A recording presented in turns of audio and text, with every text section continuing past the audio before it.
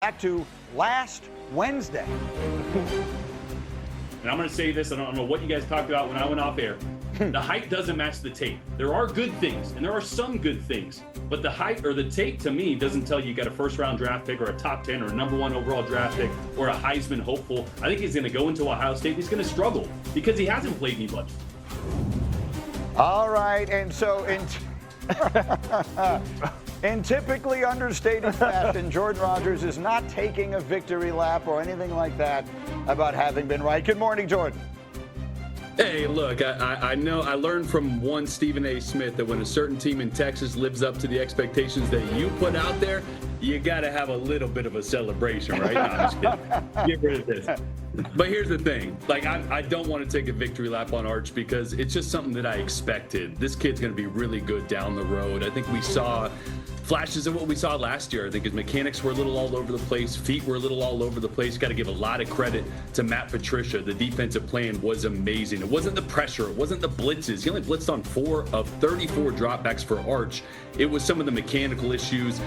Facing an elite defense for the first time that's showing you things you weren't ready for. Everything was just moving a little too fast for Arch, and that's why you saw those inaccuracies, 5 underthrows, 3 overthrows, a lot of opportunities to hit big plays downfield. Now, will for a second push back against the narrative that Sark was conservative. I think he did exactly what he had to. He limited some of the full field progressions later in the game, went to some split field flood concepts. There were a lot of opportunities for Arch to hit big plays downfield. His eyes were on the wrong read at times, not getting or not being patient enough with it. So a lot left on the table. Kid's going to be good. He just needs to develop. He's going to win like his uncles win. Between the ears, it just takes time to develop that. All right, that's a good point. I'm glad that we got a chance to get that in, and I want to get your take on it in a minute, but I wanted to play the Tom Brady also. So Tom Brady, the greatest of all time, was asked his thoughts on what we saw from Arch Manning, and remember the relationships involved in the families and all that kind of thing. And Tom Brady thinks this could wind up being the best thing that ever happened to him. Listen. The blessing is, I don't believe a quarterback, there needs to be resilience built up in the quarterback as well. So even though he didn't have his best game today and they lost, if he uses this to his advantage, Arch, he's going to be tougher for it. And he's going to have a better next game because of it. And I always felt like you've got to deal with a lot of adversity from a quarterback standpoint to toughen you up to be the true leader for the organization. And so I think there is something to that, right, Lewis? Yeah. However it is that he handles this internally, externally, forward, all that kind of stuff, Lewis will wind up making a big difference for him in the long run and for his team this year. There's no question. Look, having that resilience is that's what football is all about, especially at the quarterback position, especially because, as Jordan is talking about, as Tom is talking about, so much of it has to be done within here, in between your ears. And a lot of times that's where things break down for all players, and in particular quarterbacks, because then they get inside their own head, they start questioning things, they start seeing things that aren't there, and then all of a sudden the process slows down. Next thing you know, you're late on throws, you're airmailing stuff, you're throwing interceptions, and then it all compounds. And in order for you to not have that be the case, you have to kind of put this situation and put this game in a box and say, okay, look, I'm going to take the things I need to, and I need to move forward. You would assume he is wired to be able to do that. We don't know yet, and I think that's one of the things also that Jordan's pointing out, and that all of us have really been trying to point out, is we got way ahead of ourselves on this young man with like little to no resume to go off of. Way ahead, simply because of what his name was.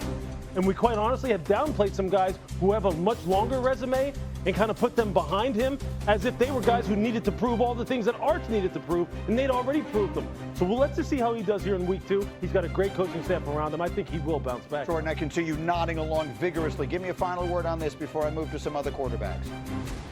Yeah, I think we just realized that Arch doesn't have elite physical traits. He doesn't have an elite arm. He doesn't have elite athleticism, but he's a good player. He's got a high floor. And once the mind between the ears catches up, all those inconsistencies are going to go away. So he's got a bright future. And some of those throws down the stretch he made were big time. So you still see flash of brilliance. Okay, so we've got that. There's 2 other quarterbacks I want to talk about. I basically watch most of these college games through the eyes of, I'm going to host the draft in April, and I want to learn about these players. I watched your game on Sunday with Lenora Sellers of South Carolina, and I will tell you, Lewis, everything that you have been talking about, I know it wasn't from start to finish a perfect performance. but you see the reasons why. Going, oh my God, Yeah. is that what this game is going to be like? But as Jordan talked about resilience, it was on display in the middle of this football game. He had a few series there, though, where then came the fourth quarter. Then all of a sudden the cape came out again. Then he said, you know what, I'm going to take this game in my own hands. 50 years old in June. He's that young. Jordan, the read on Lenora Sellers. Man, I saw flashes of Cam Newton for exactly what Lewis is saying. The big, physical, strong runner that can run through you and run by you, I thought was so impressive. He can change a game with his feet.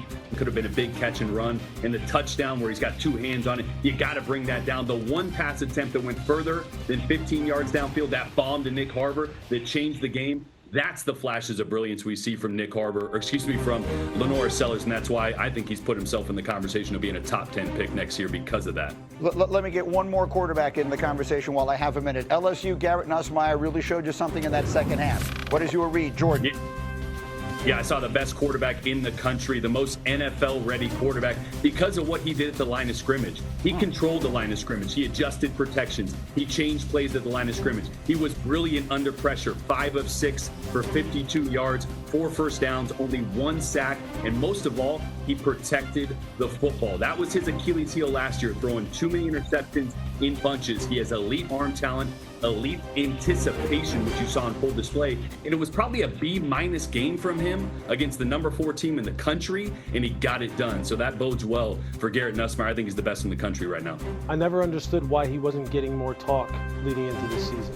And I think it's because what people become is they become fixated on some of the trials and tribulations he had last year when he did have a stretch of interceptions, and they forgot about who this kid is and just how smooth and efficient and how much of a field general he is.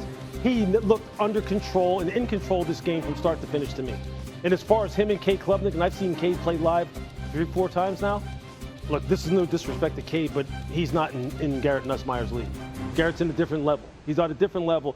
Garrett, Lenoris, these are guys you're going to be talking about as we go down the stretch. It'll be interesting to see what Drew Aller looks like. I hope I get a chance to see him live this year because he's another guy who's made tremendous strides. Carson Beck showed you something. Look, it's a great, great season if you like quarterback play in college football. We'll be here to watch. 100%. Yeah. And in April, we're talking about 6-7 guys. Jordan, give me a final word. 6-7 guys that could be in the round 1. Go ahead, Jordan. Final word. Yeah, and that's still all up for grabs. I mean, there's so many guys that are so talented, so many young quarterbacks. I look at a Ty Simpson that I think is going to get a lot of probably flack from the performance from Alabama week 1, but he showed some flashes. That kid is so physically gifted. So this is still up for grabs. I agree with Lewis. I think right now Nuss and Sellers are the cream of the crop. There's probably 5 or 6 other quarterbacks that are going to play their way into that over the next couple weeks. The games that have been played were played in August.